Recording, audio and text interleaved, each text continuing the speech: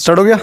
चलिए, कहते हैं मंजिलें उन्हीं को मिलती हैं जिनके सपनों में जान होती है, और पंखों से कुछ नहीं होता, हौसलों में उड़ान होती है। तो आज चलते हैं हम हौसलों से उड़ते हैं, है ना।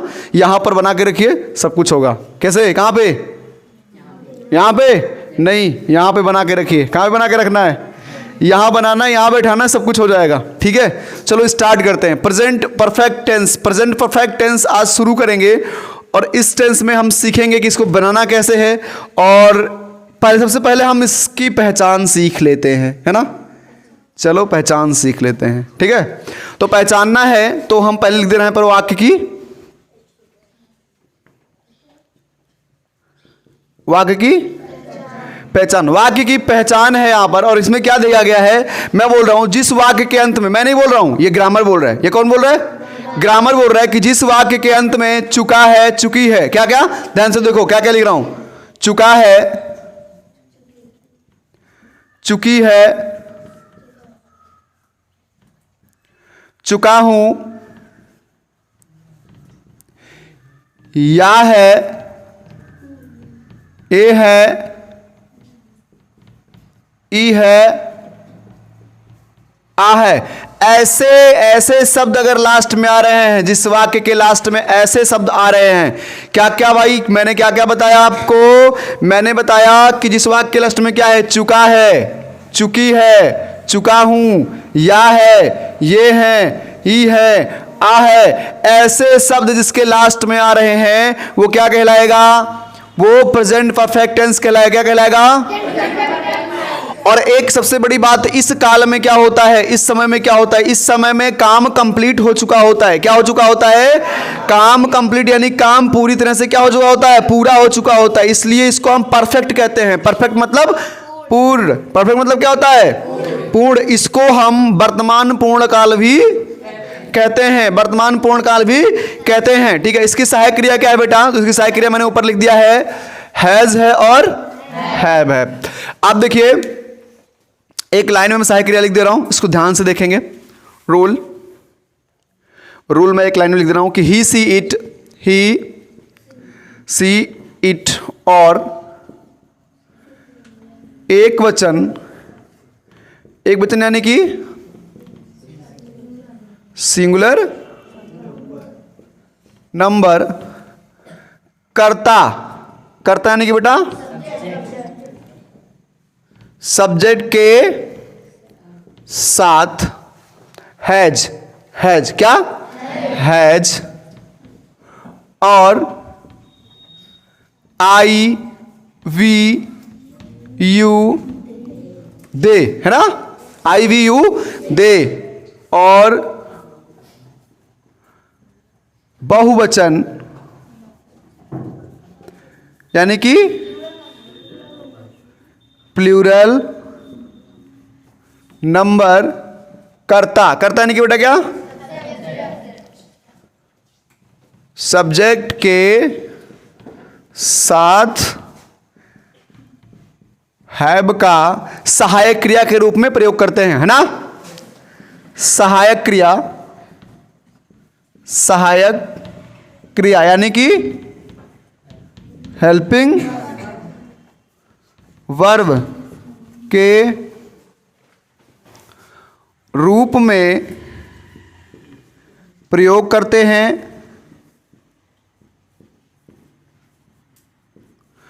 हैं तथा इसके साथ, ध्यान से समझिए, इन सभी के साथ, तथा इन सभी के साथ, इन सभी के साथ वर्ब का, किसका बेटा, वर्ब यानी कि क्रिया के थर्ड फॉर्म, कौन सा form, third form, third form यानी कि तीसरे रूप, किसका, तीसरे रूप का प्रयोग करते हैं। अब देखिए यहां पर सबसे इंपॉर्टेंट बात क्या हो जाए, सबसे इंपॉर्टेंट नोटिस क्या करना है। देखिए क्या है ना कि हैज का प्रयोग कहां पर होगा, पहले तो ये नोट हो जाए कि हैज का प्रयोग कहां होगा। तो हैज का प्रयोग यानी कि ही सी इट, मैंने लिखा है यहां पर ही सी इट, है ना।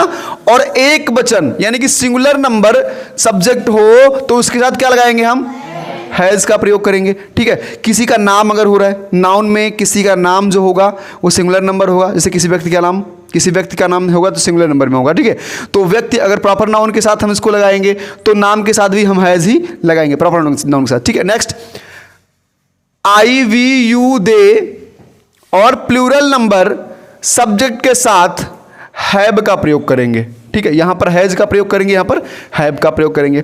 अरे इन सभी कामों को करने के बाद, इन सभी वर्क को करने के बाद दोनों में चाहे ऐसा सेंटेंस आपके साथ आए सिंगुलर नंबर वाला और चाहे प्लूरल नंबर वाला सेंटेंस आपके पास आए, तो इसमें क्या करते हैं, इसमें हम वर्ब के थर्ड फॉर्म का प्रयोग करते हैं। किसका प्रयोग करते हैं, थर्ड फॉर्म, तीसरे रूप का प्रयोग करते हैं इसके साथ में। क्योंकि तीसरा रूप क्या कहता है, तीसरा रूप कहता है कि मैं परफेक्ट हो चुका हूं।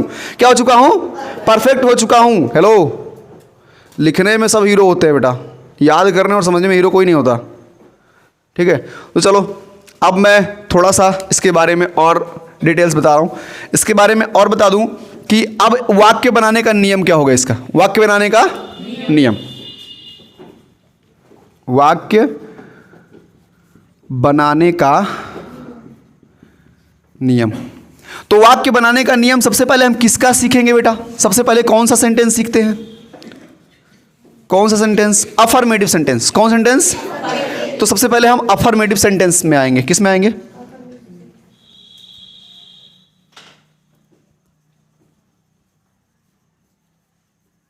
यानी कि सकारात्मक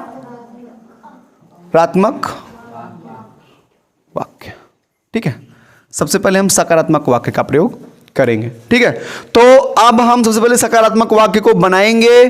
और ये क्या हो गया, सबसे पहले सकारात्मक वाक्य को बनाएंगे और इसके नियम को जान लेंगे। नियम क्या क्या है, सब्जेक्ट सबसे पहले क्या यूज होगा,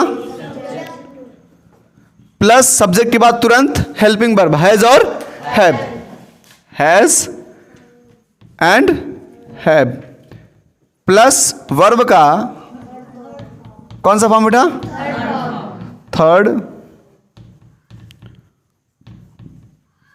थर्ड फॉर्म, प्लस ऑब्जेक्ट, और इसके बाद आप अदर जो भी होगा उसका यूज कर सकते हैं। ठीक है, तो ये आपका क्या हो गया, ये आपका जो मेन रूल है, इसके समझने के बाद आपको इस रूल को समझने की आवश्यकता है। सबसे पहले हम सब्जेक्ट के लिखेंगे। सब्जेक्ट क्या हो सकता है, नाउन होगा या प्रोनाउन होगा, नाउन होगा या प्रोनाउन होगा, वही सब्जेक्ट होगा। ठीक है, हैज हैव ये क्रिया हो जाएगी, क्या हो जाएगी, क्रिया हो जाएगी। उसके बाद ये मुख्य क्रिया, मेन क्रिया क्या, ये हेल्पिंग वर्ब है, ये सहायक क्रिया है, और मुख्य क्रिया क्या है, जो यहां वर्ब का थर्ड फॉर्म लगेगा इसको क्या बोलेंगे, मुख्य क्रिया बोलेंगे।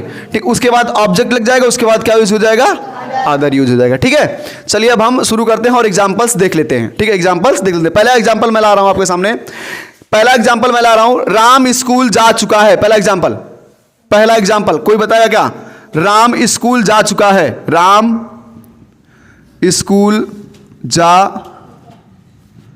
चुका है। पहला एग्जांपल बताइए, कोई बता सकता है क्या, पहला एग्जांपल बताइए।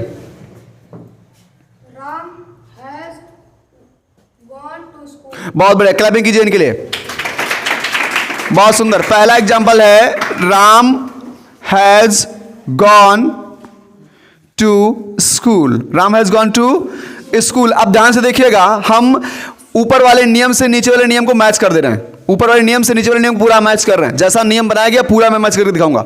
देखिए सबसे पहले मैंने कहा सब्जेक्ट लिखना है, सबसे पहले क्या लिखना है, सब्जेक्ट लिखना है। तो राम आपका क्या हो गया बेटा, और सब्जेक्ट में मैंने कहा था नाउन या प्रोनाउन, तो राम क्या है, राम क्या बेटा, नाउन है। इतना याद रहे, राम क्या है, नाउन है। सब्जेक्ट में कौन हो सकता है, नाउन हो सकता है या इसके अलावा कोई चीज नहीं हो सकता सब्जेक्ट में, नाउन प्रोनाउन के अलावा कोई चीज, क्योंकि इन्हीं को पूरा अधिकार है अपने घर का मुखिया बनने का, इसके अलावा किसी को अधिकार नहीं दिया गया है। ठीक है, इन्हीं को अधिकार है। इनका घर क्या है, इनका घर है पार्ट्स ऑफ स्पीच। इनका घर क्या है, इनका घर है सेंटेंस। सेंटेंस का मुखिया कौन होता है, नाउन या प्रोनाउन। ठीक है, उसके बाद मैंने कहा कि हैज हैव लगाएंगे, हेल्पिंग वर्ब का प्रयोग करेंगे। ठीक है, तो मैंने कहा अगर किसी प्रॉपर नाउन का यूज किया जाए, किसका यूज किया गया? Proper noun. प्रॉपर नाउन का मतलब किसी का नाम हो, किसी व्यक्ति का नाम हो, उसको प्रॉपर नाउन यानी कि व्यक्तिवाचक संज्ञा। जहां पर व्यक्ति का नाम हो रहा है उसको हम क्या बोलेंगे? प्रॉपर नाउन बोलेंगे। प्रॉपर नाउन का अगर यूज किया जाएगा तो उसके साथ हम हैज ही यूज करेंगे, क्योंकि प्रॉपर नाउन हमेशा कैसा होता है? कैसा होता है? सिंगुलर होता है। अच्छा बताओ, राम का मैं रामो लिख सकता हूं क्या?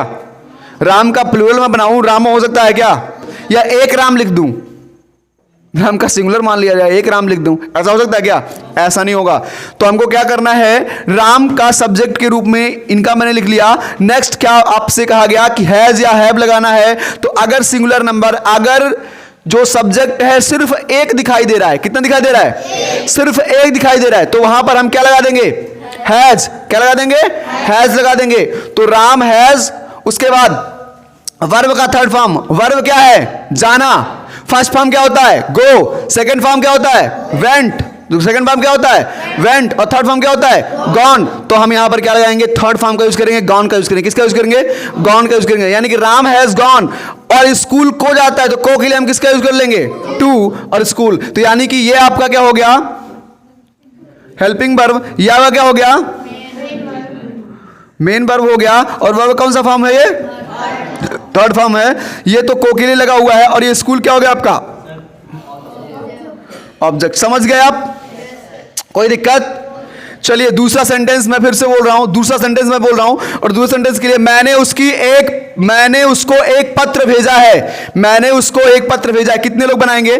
समय सबके पास है, उठाइए कलम और बनाना शुरू कीजिए। मैंने उसको एक पत्र भेजा है।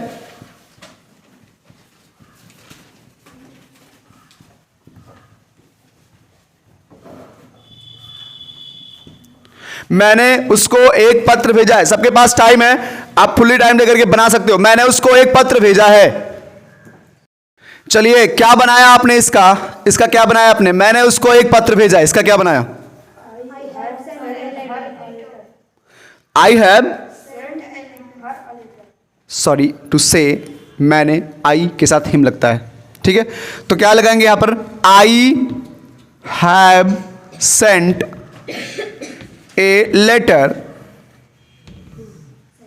To him. I have sent a letter to him. आप ध्यान से देखिएगा, आई क्या है?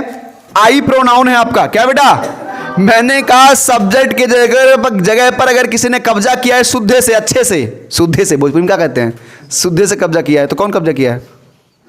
नाउन और प्रोनाउन ने। ये कह रहे हमारे पास कोई और आके दिखाए, हिम्मत है तो हमारी जगह लेके दिखाए। नहीं ले पाओगे, तुम नहीं ले पाओगे।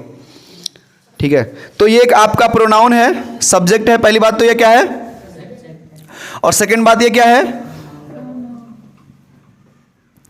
प्रोनाउन है। क्या बेटा? अच्छा अब ध्यान से देखिएगा, फिर कह रहा है उसको भेजना है, तो आई के साथ क्या लगेगा? हैव या हैज? हैव लगेगा। तो यहां पर आई हैव, हैव आपका क्या हो जाएगा?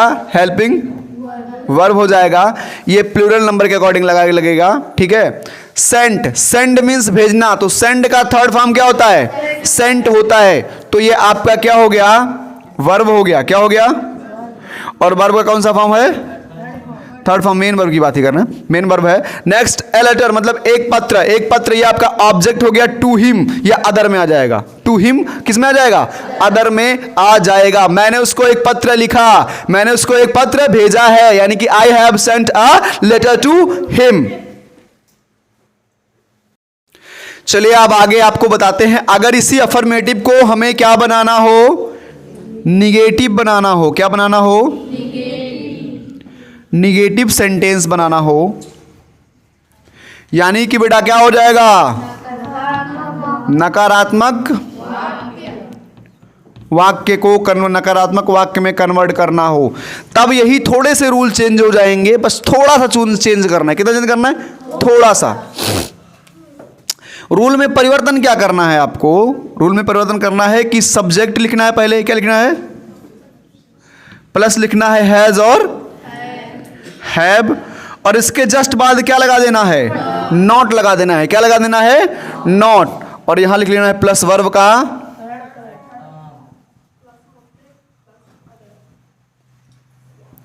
प्लस ऑब्जेक्ट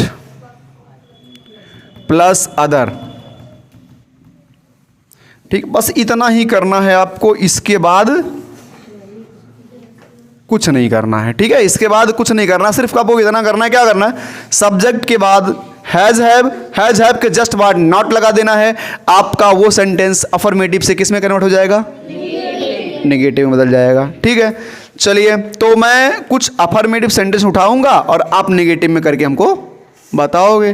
ठीक है, तो सेंटेंस में तो रहा हूं, तुमने उसकी प्लेट तोड़ दी है। सेंटेंस नंबर 3 है ये, तुमने उसकी प्लेट तोड़ दी है।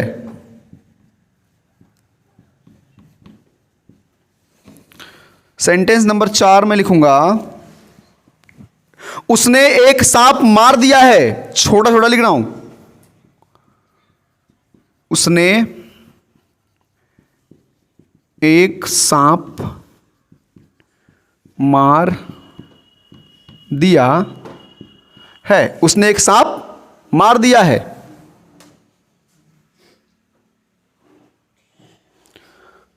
चलिए, एक 5 नंबर का सेंटेंस मैं लिख दे रहा हूं। ठीक है, पच्चे पर लिख रहा हूं, उन्होंने अपने सारे पाठ याद कर लिए हैं। उन्होंने अपने सारे पाठ याद कर लिए हैं।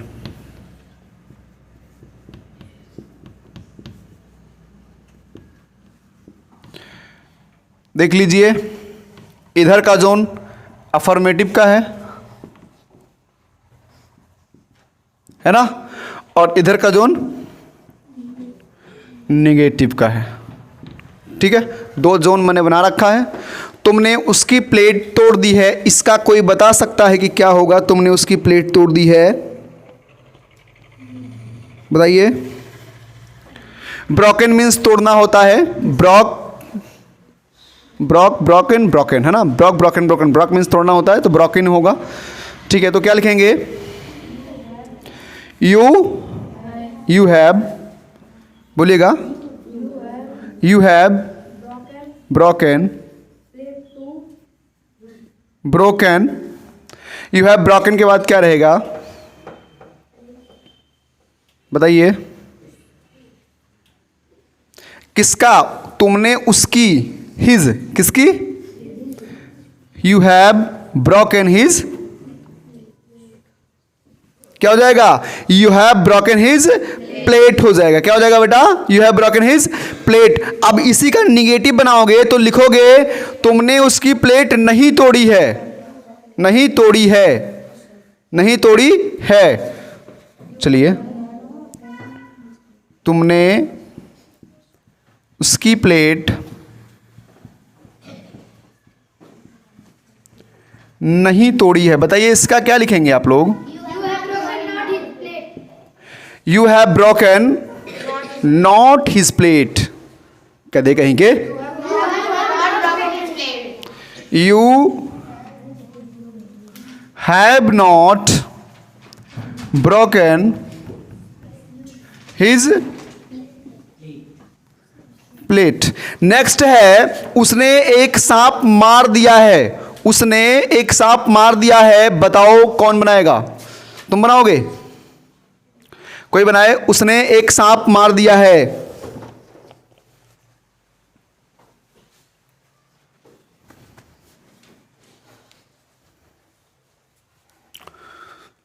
उसने, ही हैज, क्या हो जाएगा? ही हैज किल्ड, क्या हो जाएगा? He has killed a snake. He has killed a snake. अब इसका मैं नेगेटिव लिखूंगा, तो नेगेटिव क्या लिखूंगा? उसने एक सांप नहीं मार दिया है। उसने एक सांप नहीं मार दिया है या मारा है।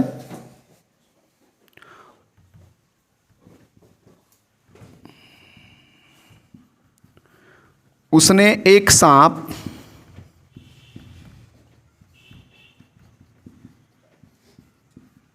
नहीं मारा है। उसने एक सांप नहीं मारा है, तो क्या हो जाएगा? He has not killed A snack, है ना?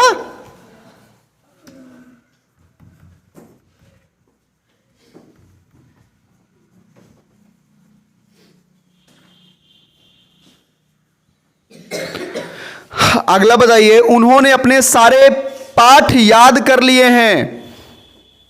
बताइएगा, उन्होंने अपने सारे पाठ याद कर लिए हैं, या वे अपने सारे पाठ याद कर लिए हैं। दोनों चीजें सेम होंगी। तो क्या हो जाएगा? दे हैव, क्या हो जाएगा? लर्न कर लर्नड होता है, थर्ड फॉर्म क्या होगा? लर्नड हो जाएगा। तो they have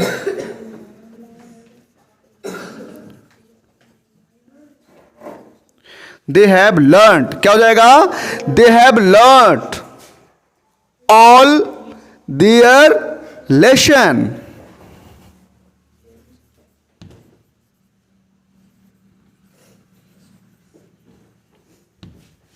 they have learned all their lesson. Their मतलब हो जाएगा, यहां देखिए दे है तो दे का दियर हो जाएगा, दे है तो दे के लिए अपने का क्या लगेगा? दियर लग जाएगा। ठीक है, they have learned all their lesson. अब इसमें क्या होगा? उन्होंने अपने सारे पाठ याद नहीं किए हैं, है ना? चलिए, उन्होंने अपने सारे पाठ याद नहीं किए हैं। तो क्या हो जाएगा बेटा? यू हैव नहीं, दे हैव, क्या है? They have not,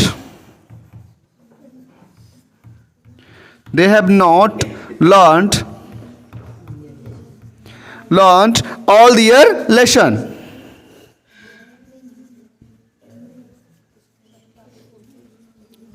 all their lesson. ठीक है, तो ये सब समझ में आ गया है। इसको नोट कर लीजिए और इसको अच्छी तरह से मैं कल वाले वीडियो में एक्सप्लेन करूंगा। साथ साथ इसका इंट्रोगेटिव सेंटेंस एक्सप्लेन करूंगा और इसके साथ साथ कम से कम 10 से 15 इसके जो है सेंटेंस मैं कराऊंगा कल के वीडियो में। ठीक है, तो ये इसका पार्ट 1, इसको मान लिया जाए कि ये पार्ट 1 है। ठीक है, पार्ट फर्स्ट को मान लिया जाए और पार्ट सेकंड में इसको मैं पूरी तरह से क्लियर करवा दूंगा। ठीक है, मिलते हैं अगली वीडियो में, तब तक के लिए धन्यवाद।